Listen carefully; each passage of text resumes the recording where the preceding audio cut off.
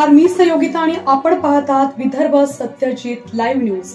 पाहूया आजची विशेष बातमी। चला चैत्यभूमी मुंबई, चला चैत्यभूमी मुंबई, चला चैत्यभूमी मुंबई। बंधूंनो आणि भगिनींनो, आज आपण एका ऐतिहासिक प्रवासाचे साक्षीदार आहोत। आपण पाहत आहात विदर्भ सत्यजित लाईव्ह न्यूज। आमचे मुख्य संपादक उद्धव फंगाळ माऊली यांनी दिलेल्या माहितीनुसार महाबोधी, महाविहार, मुक्ती आंदोलन आणि बीटी ऍक्ट 1949 रद्द करण्यासाठी पूजनीय भंते विनाचार्य यांच्या नेतृत्वाखाली संपूर्ण महाराष्ट्रात जनजागृतीची ज्योत पेटली आहे। 17 ऑगस्ट 2025 रोजी पवित्र दीक्षाभूमी नागपूर येथून प्रारंभ झालेली ही धम्मध्वज यात्रा आता चैत्यभूमी मुंबईकडे धाव घेत आहे। या यात्रेत पूजनीय भिक्षू संघ, उपासक उपासिका संघ यांचा उत्स्फूर्त सहभाग आहे। हजार बौद्ध बांधव धम्माच्या या महान प्रवाहात सामील होत आहेत। बंधूंनो, लक्षात ठेवा, भंते विनाचार्य यांना बिहार सरकारने षडयंत्र करून तब्बल 68 दिवस कारागृहात डांबून ठेवलं, पण सत्याला कोणी कैद करू शकत नाही।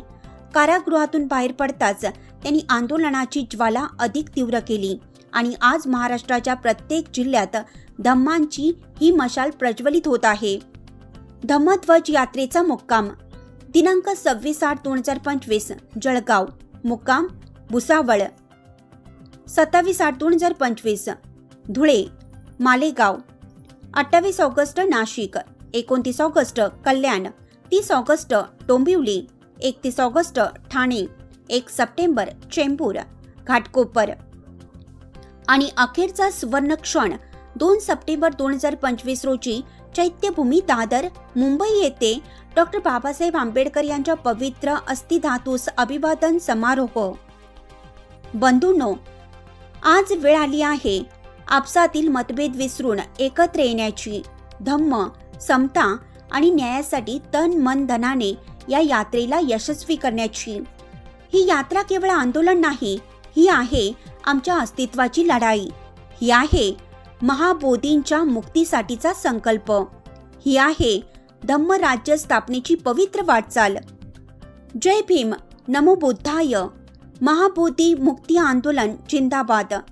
भीम अनुयायी एकत्र या, चला चैत्यभूमी मुंबई।